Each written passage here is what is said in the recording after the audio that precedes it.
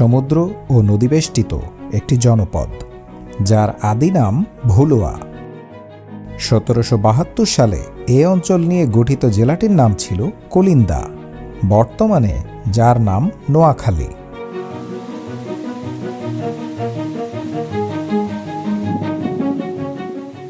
British শাসনামলে দেশীয় ব্যবসায়ীরাও এদেশে রেলপথ নির্মাণ করেছিল। নোয়াখালী রেলওয়ে কোম্পানি তার অন্যতম উদাহরণ।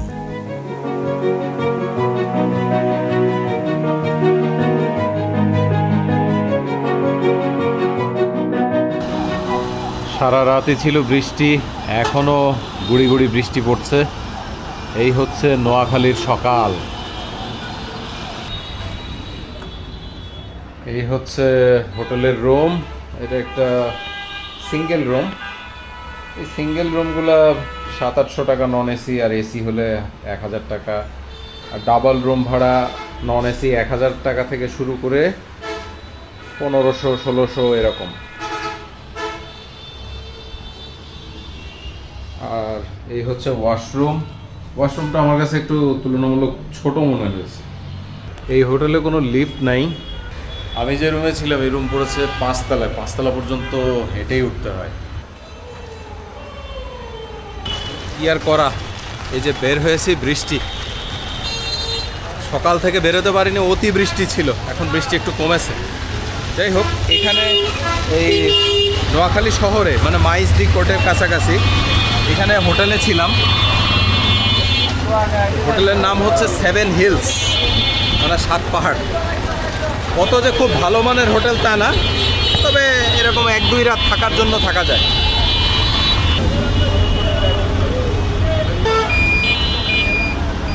আর নোয়াখালী শহরে কোনো কিছু খুঁজে পেতে খুব একটা সমস্যা হবে না। খুব যে বড় জায়গা তা না। এখানে খাওয়ার জন্য ভালো 2টা জায়গা আছে আমার জানা মতে, আশেপাশের থেকে শুনে এবং আমি নিজে খেয়ে আমার যে অভিজ্ঞতা। কালকে রাত্রে খেয়েছিলাম রাজমহলে, রাজমহল ভালো। আর একটা আছে আমানিয়া। এখানে যেমন সোনাপুর আছে, মানে নোয়াখালীর বলতে গেলে একটা প্রধান জায়গাই হচ্ছে সোনাপুর। রেল স্টেশনটা যেখানে, নোয়াখালী রেল স্টেশন। তো তাহলে তো রূপাপুর থাকার কথা, কোথাও না কোথাও। রূপাপুর কেন নাই? তবে রূপাপুর না থাকলেও কাছাকাছি কিছু নাম আছে, যেমন রূপপুর আছে। যদিও রূপপুরের সাথে রূপার কোনো সম্পর্ক নাই। রূপপুর হচ্ছে পাখি, ঈশ্বরদীপ, পাবনা। তবে রূপা দিয়েও আছে, কি জানেন? আপনারা কেউ বলতে পারবেন রূপা দিয়ে এমন নাম আছে? রূপাপুর না থাকলেও রূপাতলি আছে। বরিশালে গিয়েছিলাম অনেক দিন আগে। এখানে বাস স্ট্যান্ড ছিল রূপাতলিতে। এখন এই যে রাজমহল রেস্টুরেন্টের দিকে যাব, ওখানে গিয়ে সকালের নাস্তা সারবো, সেরে তারপর দেখে এই বৃষ্টির মধ্যে ভিজতে ভিজতে কোথায় যাওয়া যায়। প্রধান সড়কের সাথে রাজমহল রেস্তোরাঁ, যেখানে আমি কালকে রাত্রে খেয়েছিলাম। সকালের নাস্তায় এখানে খাচ্ছি ভুনা খিচুড়ি এবং সাথে মুরগি আছে। এটার দাম হচ্ছে 150 টাকা। এখানকার খিচুড়ি, ভাত এবং তরকারি প্রত্যেকটা খাবারে অনেক সুস্বাদু। খিচুড়ি একদম একের, বলে না, একদম একের, টপ কোয়ালিটি। মাইজদি কোর্টের থেকে সোনাপুর যেতে হলে, মানে নোয়াখালী স্টেশন যেটা, তাহলে এই যে ব্যাটারি চালিত যে অটোরিকশা আছে এগুলোতে যাওয়া যায়, বা সিএনজিতেও যাওয়া যায়। মোট কথা হচ্ছে ভাড়া 20 টাকা। এর থেকে দূরত্ব বেশি না। যদিও নোয়াখালী রেলওয়ে স্টেশন থেকে একটি মাত্র আন্তনগর ট্রেন এবং একটাই লোকাল ট্রেন, তাও একদিন পর পর চলাচল করে, অন্যান্য সব লোকাল ট্রেনই বন্ধ। তারপরও এই স্টেশনে কিন্তু প্ল্যাটফর্ম 2টা আছে, এবং এটা হচ্ছে একটা টার্মিনাস স্টেশন, মানে এই স্টেশনের পরে আর কোনো স্টেশন নাই। ব্রিটিশ আমল থেকে নোয়াখালী মৎস্য আহরণ এবং মৎস্য চাষ, নৌকা তৈরি, শুটকি উৎপাদন করে বেশ স্বাবলম্বী ছিল। কিন্তু এ অঞ্চল অর্থনৈতিকভাবে সমৃদ্ধশালী ছিল না। তাই আসাম বেঙ্গল রেলওয়ে নোয়াখালীতে রেলপথ নির্মাণের আগ্রহ দেখায়নি। দেশীয় ক্ষুদ্র একটি প্রতিষ্ঠান নোয়াখালী রেলওয়ে কোম্পানি লাকসাম থেকে নোয়াখালী পর্যন্ত রেলপথ নির্মাণের জন্য আগ্রহ প্রকাশ করে। 1901 সালে প্রতিষ্ঠার পর থেকে সরেজমিনে তারা কাজে নেমে পড়ে এবং তারা রেলপথটি ট্রেন চলাচলের উপযোগী করে তোলে 1903 সালে। উল্লেখ্য 1903 সালের মধ্যেই চট্টগ্রাম থেকে লাকসাম আখাউড়া হয়ে আসাম পর্যন্ত রেল লাইন চালু ছিল। ফলে নোয়াখালীর সাথে আসাম ও চট্টগ্রামের সরাসরি রেল যোগাযোগ স্থাপিত হয়। এইদিকে চলে গেছে লাইন এবং এখানে গিয়ে কিন্তু লাইন একেবারে শেষ হয়ে গেছে। সেই ব্রিটিশরা যে রেল লাইন নির্মাণ শুরু করেছিল, তারপর এই নোয়াখালীর এদিকে এসে এই নোয়াখালী স্টেশনই হচ্ছে শেষ স্টেশন এবং শেষ স্টেশনের একদম শেষ প্রান্তে দাঁড়িয়ে আমি, আর কয়েক মিটার পর্যন্ত রেল লাইন চলে গেছে। তবে আমি একটা বিষয় শুনেছিলাম, এদিকে রেল লাইন আরও বেশ কিছু দূর নেওয়ার কথা ছিল, মানে সুবর্ণচর বা সুবর্ণচরের ওইদিকে। তখন তো সুবর্ণচর ছিল না। সুবর্ণচর কিন্তু আসলে এমন একটা জায়গা যেটা ব্রিটিশ পিরিয়ডে ওইটা পানি ছিল, মানে নদীর অংশ ছিল। সুবর্ণচর তো পরে 1959 বা 1960, মানে খুব বেশি দিন হয়নি যে এটা আবিষ্কার হয়েছে। ওটা একটা চর গজে ওঠে, সে চরের থেকেই নাম হয় সুবর্ণচর। সবসময় তাদের চেষ্টা থাকতো, যদি ব্যবসা থাকে, কোনোখানে ব্যবসা থাকলে সেই পর্যন্ত সেই লাইনকে তারা টেনে নিয়ে যাওয়ার চেষ্টা করতো, যে পর্যন্ত বাণিজ্য আছে সে পর্যন্ত লাইনকে টেনে নিতে হবে যত দূর সম্ভব হলে তারপর সেতু করে পরবর্তীতে আরও দূর আগাবে, আর যদি সম্ভব না হয় আগাবে না, রেল ফেরি চালাবে। কিন্তু কোথাও শেষ হয়ে যাওয়া মানে তারপর আর কোনো সুযোগ নাই অথবা বাণিজ্য নাই, যে কোনো একটা। এখানে একটা ঘর দেখা যাচ্ছে, এই ঘরটা ব্রিটিশ আমলের ঘর বলে মনে হতে পারে। এই জায়গা থেকে যদি কেউ নোয়াখালী বিজ্ঞান প্রযুক্তি বিশ্ববিদ্যালয়ে যেতে চান, ব্যাটারির গাড়ি পেয়ে যাবেন। ইতিহাসবিদদের মতে এই অঞ্চলে 1660 সালে প্লাবনের পানি নিষ্কাশনের জন্য একটি বিশাল খাল খনন করা হয়। এই বিশাল নতুন খালকে নোয়াখালীর আঞ্চলিক ভাষায় নোয়া অর্থাৎ নতুন খাল বলা হতো। এই নোয়া খাল শব্দটি একসময় লোকের মুখে মুখে পরিবর্তিত হয়ে নোয়াখালী হিসেবে পরিচিতি লাভ করে। এই যে পাশ দিয়ে যে খালটি দেখা যাচ্ছে, এই খালটি কিন্তু আসলে বানানো হয়েছে যে এটা শহরের প্রয়োজনে, জনজীবনের প্রয়োজনে, কিন্তু এই খালের কোনো রক্ষণাবেক্ষণ না থাকায় এখন এই খাল ডোবায় পরিণত হয়ে গেছে। আমরা এখন যে এলাকা পার হচ্ছে, এলাকার নাম হচ্ছে ঠক্কর বাজার। নোয়াখালী বিজ্ঞান ও প্রযুক্তি বিশ্ববিদ্যালয় নোয়াখালীতে অবস্থিত বাংলাদেশের 27তম সরকারি বিশ্ববিদ্যালয় এবং 5ম বিজ্ঞান ও প্রযুক্তি বিশ্ববিদ্যালয়। এই প্রতিষ্ঠানের কার্যক্রম 2006 সাল থেকে শুরু হয়। পুকুরটা অনেক বড়, আমার তো মনে হচ্ছে শহীদুল্লাহ হলের যে পুকুর আছে প্রায় ওটা সমানই হবে। এটা হচ্ছে বিশ্ববিদ্যালয়ের হল, আর এই হচ্ছে বিশ্ববিদ্যালয়ের গ্যারেজ। মানে এখানে যত এই যে গাড়ি আছে শহরে যায় বা আশেপাশে বিভিন্ন জায়গা থেকে ছাত্রছাত্রীদের নিয়ে আসে, সেসব গাড়ি অ্যাম্বুলেন্স সব এখানে থাকে।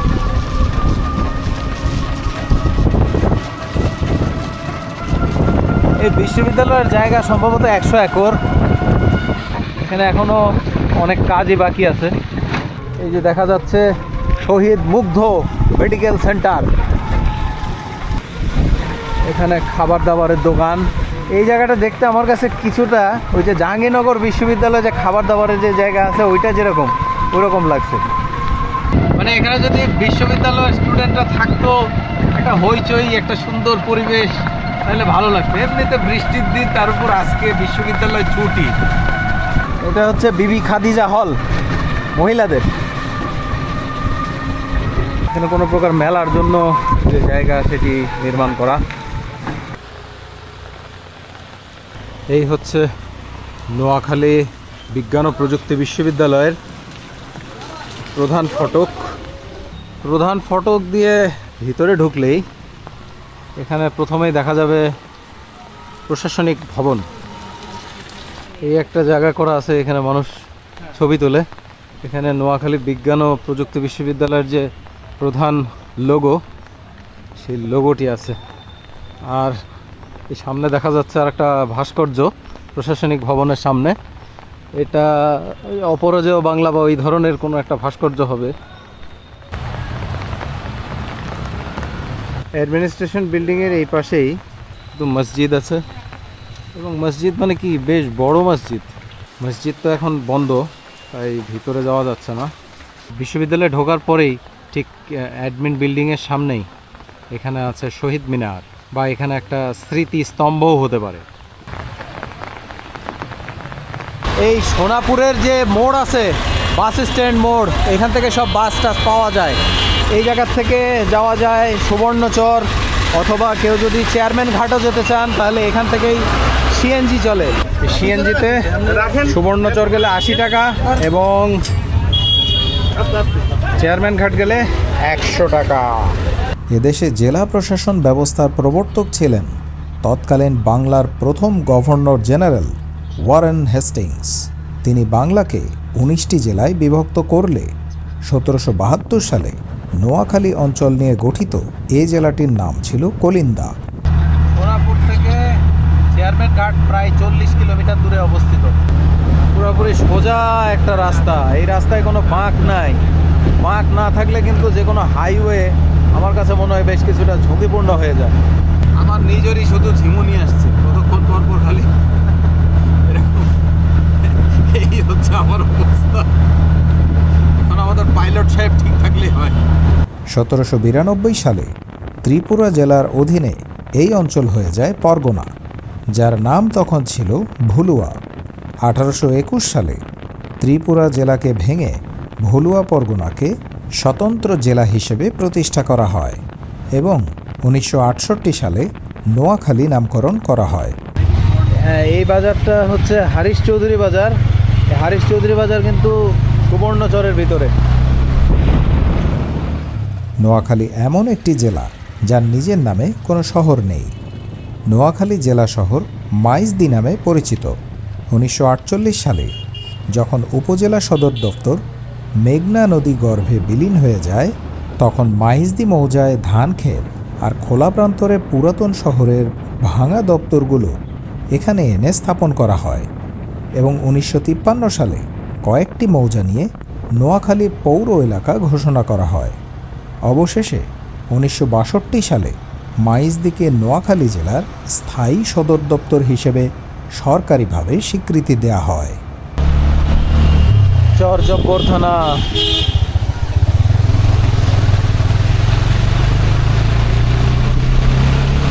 চরজব্বর থানায় কিন্তু সুবর্ণচর।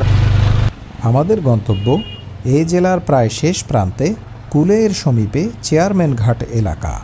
পথিমধ্যে সুবর্ণচর উপজেলা অতিক্রম করে আমাদের যেতে হবে। 1959 সালের এক রৌদ্রোজ্জ্বল প্রভাতের কথা। এখানকার জনগণ হঠাৎ আবিষ্কার করে নদীর বুকে একখণ্ড ভূমি। শুরু হয় অথই সাগরের বুকে জেগে ওঠা মাটির বুকে বসতি পত্তন। স্বল্প বাসনার এ চরকে ঘিরে তারা নিজেদের ভবিষ্যতের স্বপ্ন বুনতে শুরু করে। সেই দিন থেকে শুরু হয় নতুন ইতিহাস, যা বর্তমানে সুবর্ণচর উপজেলা হিসেবে পরিচিতি লাভ করে। চলে আসছি এটা হাতিয়া বাজারের কাছাকাছি। এইখানে একটা আবার পশু ছাগলের হাট বাজার আছে, এই জন্য এখানে গরু, ছাগল, মহিষ এগুলো আসে। এই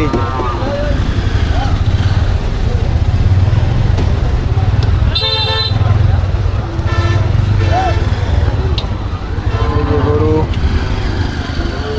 কত গরু, সব বাছুর বাছুর গরু, ছোট ছোট গরু।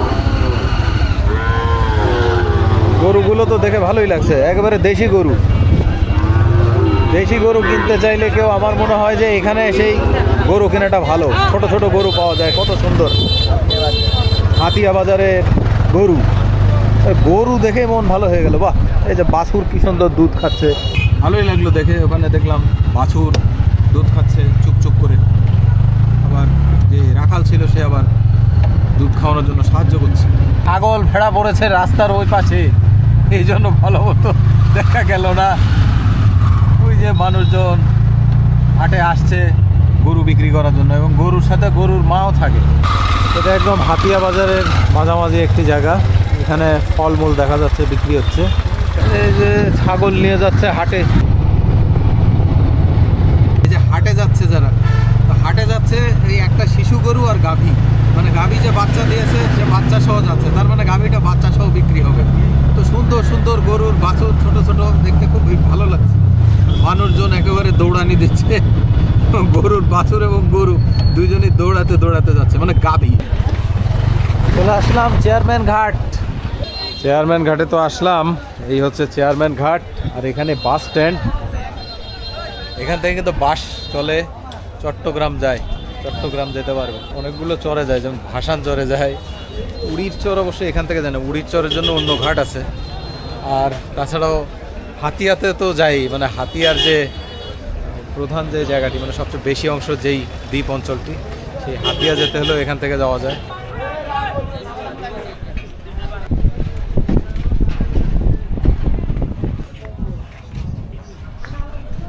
যেখানে ট্রলারে মাল বোঝাই করা হচ্ছে, এগুলা যাবে হাতিয়াতে। বিস্কিট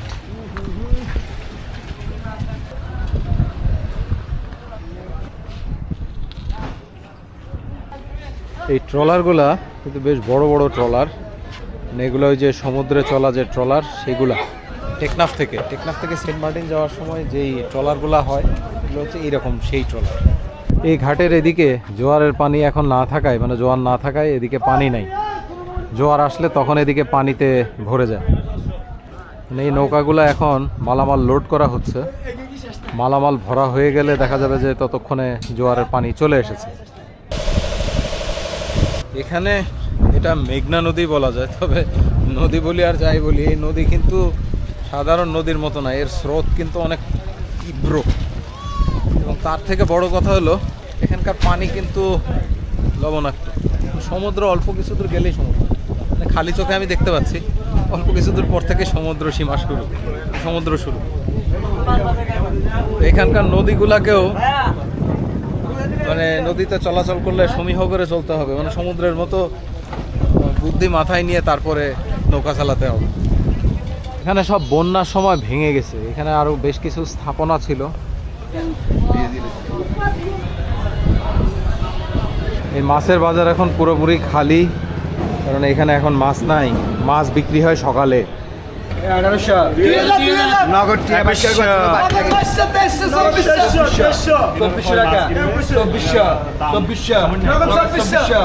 এইবারের এই ঝড় এবং তারপরে বন্যা, মানে পানির যে চাপ ছিল, এর কারণে কি অবস্থা হয়ে গেছে। এখানকার এই যে পিলারগুলো ছিল, এই যে পিলার, যেখানে পিলারের ভিত্তি যেখান থেকে শুরু, সেই জায়গাতেও ক্ষয় হয়ে গেছে। এটা হয়তো আরও 2-1 ঝটকা যদি আসে, মানে ঝড় এবং সেই সাথে পানির স্রোত, তাহলে দেখা যাচ্ছে যে এখন যা আছে এটাও ভেঙে চুরে নিয়ে যেতে পারে।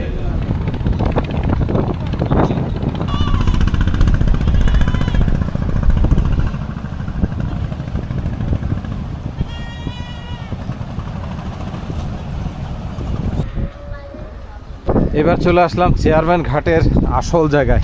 আসল জায়গা বলতে এখান থেকে যাত্রীবাহী যে পরিবহনগুলো আছে সেগুলো যায়। পরিবহন বলতে জলযান, এখানে যদি লঞ্চ থাকে লঞ্চ, তারপরে যে বড় বড় ট্রলার, এগুলো যে হাতিয়া যায়, মনপুরা যায়, বিভিন্ন জায়গায় যে যায়, এগুলো এখান থেকে ছেড়ে যায়।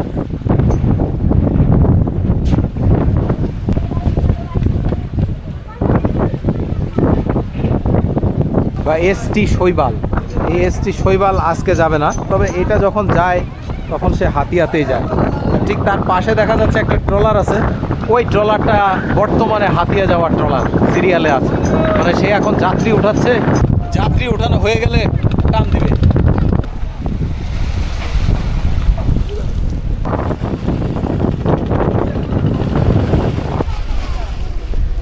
এই যে এত বড় এবং গুরুত্বপূর্ণ একটা ঘাট, চেয়ারম্যান ঘাট, চেয়ারম্যান ঘাট কিন্তু এদিকে ভাঙন ধরেছে তো ধরেছেই, ওইদিকে তো স্থাপনাও ভেঙে যাচ্ছে, এদিকে ঘাটও ভাঙতে ভাঙতে এদিকে আসছে। এদিকে অল্প কিছু জায়গা হলেও পাথর দিয়ে বা যে কোনো ব্লক দিয়ে কিছুটা জায়গা রোধ করা যায় ঘাটটাকে বাঁচানোর জন্য, যাতে যাতায়াত ঠিকঠাক মতো থাকে।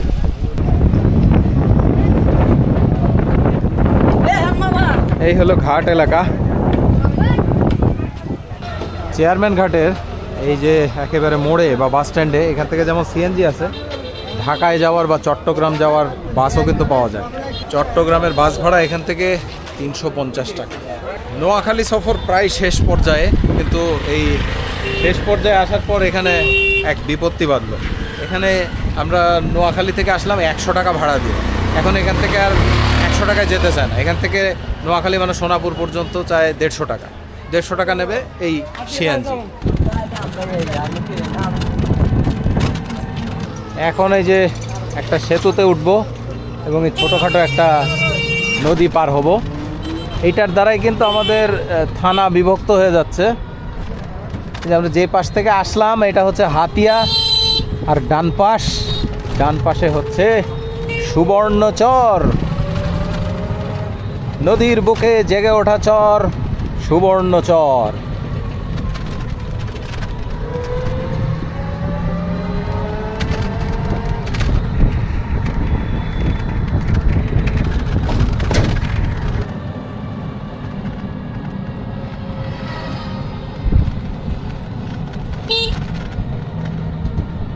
সুবর্ণচর যদি আপনারা কেউ বেড়াতে আসলে কিন্তু ভালোই লাগবে। অনেক চারণভূমি আছে, মানে সুবর্ণ।